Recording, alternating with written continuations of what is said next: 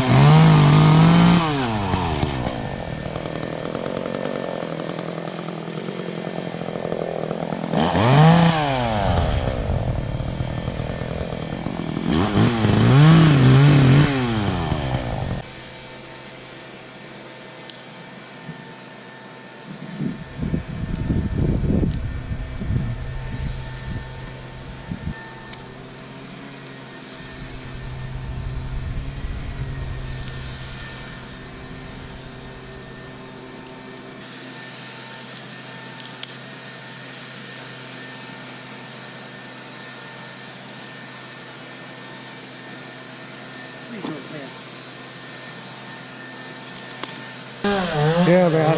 Oh, man. And my AC works again. Oh, but they still have to come out and fix something because something's wrong again with it. This will be the second time. But hey, they're taking care of me, man. It's under warranty, so we're all good there. But now my house is finally cool, too. So I'll tell you what, man. Central air is so much better than window units, man. Got some progress. So all the rest of that's going to be gone. But they are definitely doing 2 loads. Look at that. Look at this, dude. Like, they look pretty, but now when they're blocking you walking, you have to clean that every 6 months. It's insane. All right, and then what else they're going to do with that, I'm telling you, 2 loads. 2 loads, and if they classify it as yard waste, I guess it's only $35 a ton, which is nice. But yeah, this whole thing is going to get taken out too. That's got to be a load, just from what I've been seeing. That's got to be a load all by itself. So we'll see. Truck's back to normal now. Look, sitting at a normal ride height.